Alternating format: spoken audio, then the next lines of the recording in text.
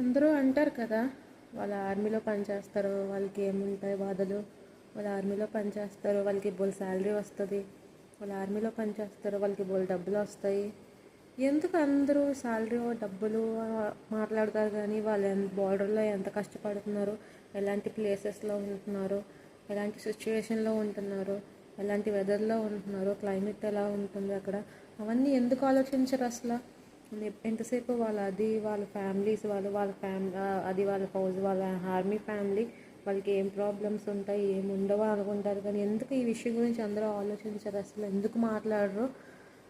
Instagram scroll చేస్తుంటే నేను మొన్న చనిపోయారు కదా ముగ్గురు సియాచిన్లోని మనుషులని, వాళ్ళ ఫ్యామిలీస్ వీడియోస్ వస్తున్నాయి అన్నమాట. అవి ఎవరైనా చూసారు ఆ వీడియోస్? అంటే వాళ్ళు అలా జరిగిన తర్వాత ఒక 2-3 డేస్ జై హింద్, జై భారత్, జై జవాన్ అంటారు. అండ్ తర్వాత ఇంకా వాళ్ళ ఫ్యామిలీ ఎలా ఉంది, అసలు ఎలా ఉంటున్నారు వాళ్ళు అంత బాధలోని, వాళ్ళ పిల్లలు ఎలా ఉంటున్నారు అని ఎవరు పట్టించుకోరు. ఇప్పుడున్న ప్రజెంట్ సిచ్యువేషన్లో కూడా ఎవరు అడిగే వాళ్ళు ఉండరు అక్కడ సిచ్యువేషన్ ఎలా ఉంది, ఎలా మీరు ఏ పరిస్థితుల్లో ఉన్నారు ఏంటి అని. వాళ్ళతో మన ఫ్యామిలీస్ వైఫ్స్ వాళ్ళ ముందు మేము స్ట్రాంగ్, మేము దేనికి భయపడము అని వాళ్ళ ముందు చూపిస్తాం, కానీ మేము వాళ్ళతో ఉన్నా లేదు, వాళ్ళ డ్యూటీలో ఉండి మేము ఇంటి దగ్గర మన ఊరిలో ఉన్నా సరే భయం ఉంటుంది. వాళ్ళతో ఉన్నా సరే మాకు భయంగా ఉంటుంది, వాళ్ళతో లేకపోయినా మాకు భయంగా ఉంటుంది.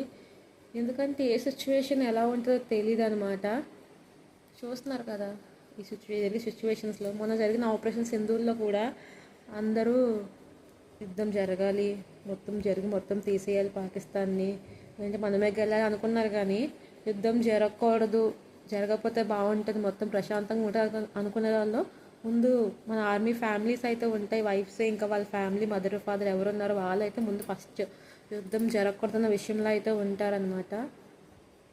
ఈ ఒక వీడియోస్ చూసి ఎంత బాధ వేసిందంటే అది చెప్పలేను బయటికి ఎలా ఉంటుందో, కానీ అందరూ వాళ్ళు ఎలా ఉంటారని అడగరు, ఏం పని చేస్తుందో తెలుసుకోరు.